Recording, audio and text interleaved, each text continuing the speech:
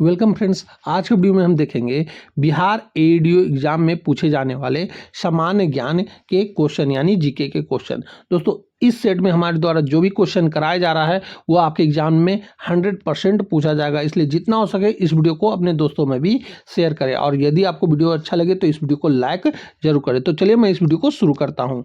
आज का हमारा पहला प्रश्न है, विक्रमशिला महाविहार की स्थापना किस पाल वंशीय शासक ने की थी? तो यह किया गया था धर्मपाल के द्वारा। इस प्रश्न का आप व्याख्या देखेंगे जो कि आपके एग्जाम के लिए काफी महत्वपूर्ण है। 8वीं शताब्दी में राजा धर्मपाल ने भागलपुर यानी बिहार में इसकी स्थापना की थी। यह प्राचीन भारत में बौद्ध शिक्षा का एक प्रमुख केंद्र था। हमारा अगला प्रश्न है कि भारतीय संविधान के किस अनुच्छेद के तहत अस्पृश्यता का अंत किया गया है? तो यह किया गया है अनुच्छेद 17 के तहत। इस प्रश्न का आप व्याख्या देखेंगे कि यह एक मौलिक अधिकार है जो किसी भी रूप में छुआछूत के आचार को प्रतिबंधित और दंडनीय बनाता है। हमारा अगला प्रश्न है, शरीर में लाल रक्त कणिकाओं का निर्माण कहाँ होता है? तो इसका निर्माण होता है अस्थि मज्जा में यानी बोन मैरो में। इस प्रश्न का आप व्याख्या देखेंगे कि आरबीसी का मुख्य कार्य शरीर में ऑक्सीजन का परिवहन करना है। इसका जीवन काल लगभग 120 दिन का होता है। हमारा अगला प्रश्न है, बिहार का कौन सा जिला सोरा उत्पादन के लिए ऐतिहासिक रूप से प्रसिद्ध है?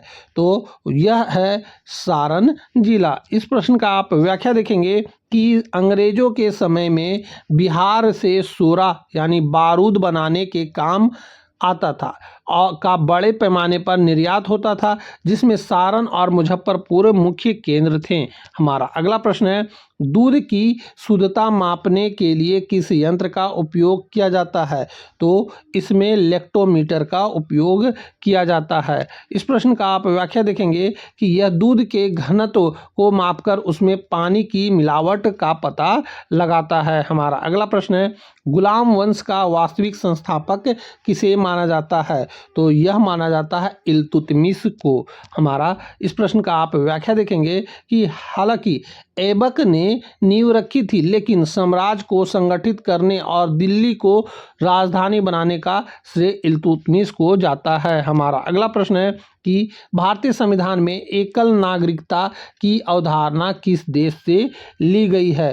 तो दोस्तों यह लिया गया है ब्रिटेन से। इस प्रश्न का आप व्याख्या देखेंगे कि अमेरिका में दोहरी नागरिकता है, लेकिन भारत में पूरे देश के लिए केवल एक ही नागरिकता का प्रावधान है, ये आपको याद रखना है। हमारा अगला प्रश्न है, ओजोन परत वायुमंडल की किस परत में पाई जाती है? तो दोस्तों यह पाया जाता है समताप मंडल में। इस प्रश्न का आप व्याख्या देखेंगे कि ओजोन परत सूर्य से आने वाली हानिकारक परावैंगनिक किरणों को सोखकर पृथ्वी की रक्षा करती है। हमारा अगला प्रश्न है, बिहार में सीता माता की विश्व की सबसे ऊंची प्रतिमा कहाँ स्थापित की जा रही है? तो यह किया गया है सीतामढ़ी में। इस प्रश्न का आप व्याख्या देखेंगे कि सीतामढ़ी को माता सीता की जन्म स्थली माना जाता है। यहाँ 251 मीटर की ऊंची प्रतिमा का निर्माण हो रहा है। हमारा अगला प्रश्न है, हंसाने वाली गैस का रासायनिक नाम क्या है? तो इसका रासायनिक नाम है नाइट्रस ऑक्साइड N2O। इस प्रश्न का आप व्याख्या देखेंगे कि इसका उपयोग दंत चिकित्सा और छोटी सर्जरी में एनास्थीमिया के रूप में किया जाता है। हमारा अगला प्रश्न है, स्वराज पार्टी की स्थापना 1923 में किसने की थी? तो दोस्तों यह किया गया था चित्तरंजन दास और मोतीलाल नेहरू जी के द्वारा। इस प्रश्न का आप व्याख्या देखेंगे कि असहयोग आंदोलन के रुकने के बाद कांग्रेस के भीतर ही इस पार्टी का गठन किया गया था। हमारा अगला प्रश्न है कि राज्यसभा का पदेन सभापति कौन होता है? तो यह होते हैं उपराष्ट्रपति जी। इस प्रश्न का आप व्याख्या देखेंगे कि उपराष्ट्रपति राज्यसभा के सदस्य नहीं होते हैं, फिर भी उसकी अध्यक्षता करते हैं। हमारा अगला प्रश्न है, पेनिसिलिन की खोज किसने की थी? तो यह किया गया था अलेक्जेंडर फ्लेमिंग के द्वारा। इस प्रश्न का आप व्याख्या देखेंगे कि यह दुनिया की पहली एंटीबायोटिक प्रतिजैविक दवा थी जिसकी खोज 1928 में की गई थी। हमारा अगला प्रश्न है,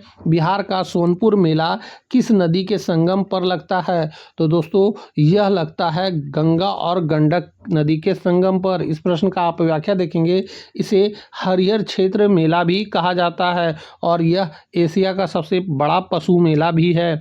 हमारा अगला प्रश्न है, सूर्य की ऊर्जा को मुख्य स्रोत क्या है? तो सूर्य की ऊर्जा का मुख्य स्रोत जो है यह है नाभिकीय संलयन यानी न्यूक्लियन फ्यूजन। इस प्रश्न का आप व्याख्या देखेंगे कि इसमें हाइड्रोजन के परमाणु मिलकर हीलियम बनाते हैं, जिससे अपार ऊर्जा मुक्त होती है। हमारा अगला प्रश्न है, भारत का नेपोलियन किसे कहा जाता है? तो भारत का नेपोलियन कहा जाता है समुद्रगुप्त को। इस प्रश्न का आप व्याख्या देखेंगे कि अपनी सैन्य विजयों के कारण इतिहासकार B.A.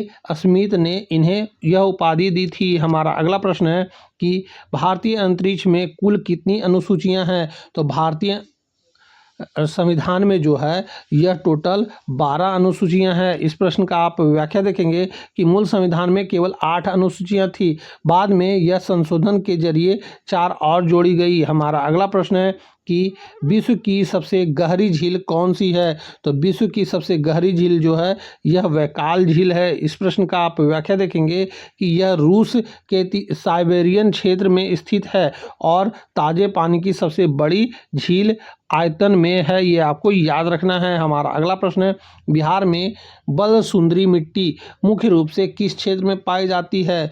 तो यह पाया जाता है उत्तर बिहार यानी सहरसा, मुजफ्फरपुर और पूर्णिया के क्षेत्र में। इस प्रश्न का आप व्याख्या देखेंगे कि यह चूना प्रधान मिट्टी होती है जो गंडक और बूढ़ी गंडक के दोआब क्षेत्र में पाई जाती है। हमारा अगला प्रश्न है कि मानव शरीर की सबसे छोटी हड्डी कौन सी है? तो मानव शरीर की सबसे छोटी हड्डी जो है यह स्टेपिज है, यह हमारे कान में पाई जाती है। इस प्रश्न का आप व्याख्या देखेंगे कि यह कान के मध्य भाग में पाई जाती है। फीमर जांघ की सबसे बड़ी हड्डी है, ये आपको याद रखना है।